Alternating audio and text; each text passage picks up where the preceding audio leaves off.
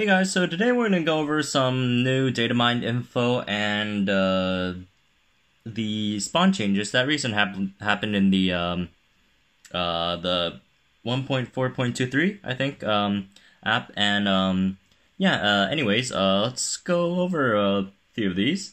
So obviously, if you don't want to get spoiled, you could hop to the spawn part of this later in the video, whenever that is. Anyways. So first let's go over the weekly dinos. So we got a list of weekly dinos. These are in no particular order except alphabetical. So they're just alphabetical, and I don't know if it's been announced yet, but Cunning is next week. So anyways, we got Cunning coming out, which is Dilophosaurus, Monolophosaurus, and Gallimimus, which are all great. I need a lot of Dilophosaurus, and Monolophosaurus and Galley is good for Monomimus, which is obviously a really good dino at the moment. And we're also getting the Armored event, which is probably one of the best events in the game ever. Obviously, I have the Sinoceratops and Ankylosaurus, which has a combined attempt of 15 with all the other, attempt fodders. And then you also get Nodosaurus and Euoplocephalus, which aren't bad rares and commons to get. And then we have a debuff event, which is the Kentro one. So you got 6 attempts on Kentro, and also a lot of Django. I think it's like 30 Django, and I forgot to write the events or the attempts behind them, but yeah, it's not hard to calculate. Epics are 3 attempts, and then times that by 2, that's 6 for this one, and then rare, it's 6 per each, and then you'll get how much is this? 30 attempts on Django. So yeah. Anyways, then we got the Fierce event, which is probably one of the better ones. Which has Rex, which we always need. We all always need this. I personally, I'm in a huge shortage of Rex. I don't have any Rex at all at the moment, so I need some Rex. Irritator, that's obviously the star of this week. And yeah, these are the weekly dinos. And again, these aren't in any order, but alphabetical. And they could come out, they could not come out, but most likely they're gonna come out since, Cunning's coming out, and, it's part of the data mine, so that should be quite accurate. And moving on to Epic Strike events. These are all the one-step ones that they call, boss events. These are, boss fights. The level 30 Indoraptor ones, like those, that give you standard Epic incubators, which are the better ones.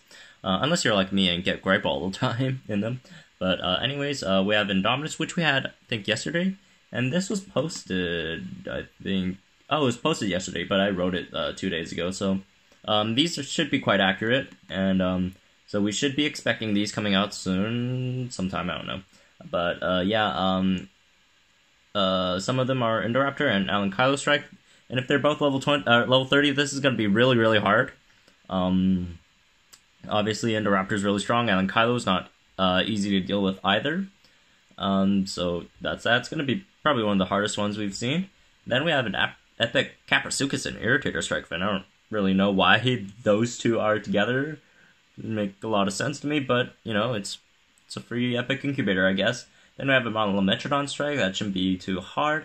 And Rajakylo Strike, which could be either super hard or super easy, depending on the movesets of Rajakylo and obviously the dinos that you have. And then another thing that we found are weekly challenges. We don't know anything about them except that, they give DNA like these, and coins, darts, all that. It's not too exciting, but anyways, moving on to the Halloween stuff. So, yeah, we got the Halloween dinos down here. They're interesting, I'd say. So let's go over them real fast. So the commons that are part of the Halloween event are Allosaurus, Tanagalagrius, and Velociraptor. Rares are Gorgosaurus, Spinosaurus, Sucutator. Epic is Tyrannosaurus Rex and Gorgosuchus. Legendary is Indominus Rex, and unique is Indoraptor. Correct me if I'm wrong, but I think these are the ones that we voted for in some spooky poll a month ago or so. Now looking back at this list that we've got, we should have voted better. I mean, if we knew we were gonna get these dinos, and by the way, these are not weekly dinos. These are just the dinos that you can get from the Halloween Strike towers, incubators, and scents. Well, we don't know about incubators. Well, I guess, yeah, we should assume there's going to be Halloween incubators since we're fighting Halloween strike towers, which reward Halloween incubators. So, yeah, those are from the strikes and scents that we've uncovered a few days ago from that message from the ambassador on the Ludia forums. So, yeah, personally, this looks fine. It's not so great, but it's not horrible either. Gorgsaurus, Sucatator, Gorgsuchus. I don't know. They just don't seem super spooky to me. For me, if I were to, build a list, like number 1 up there should be Triostrunks. That's like a zombie dino.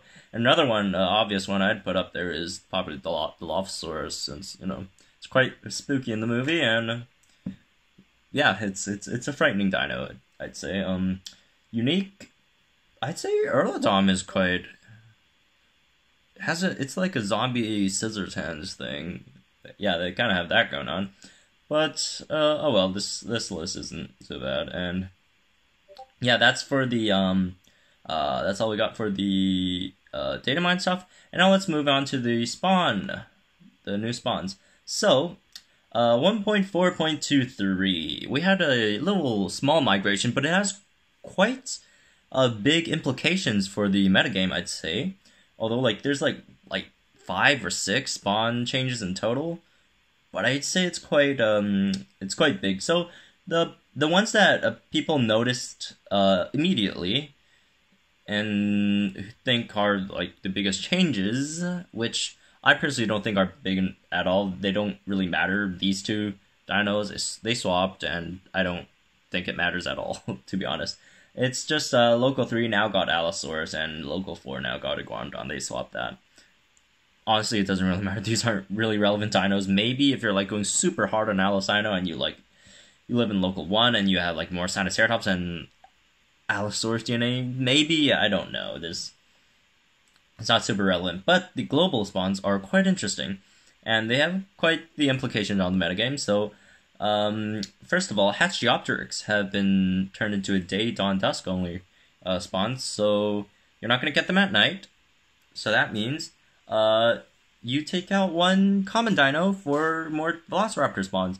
But they moved Dracorex Gen 2 from dawn, dusk exclusive to night, dawn, dusk, so you have another one. So a lot of people thought, Dracorex Gen 2 is diluting the night Velociraptor spawns. It's not. It's it's still the same.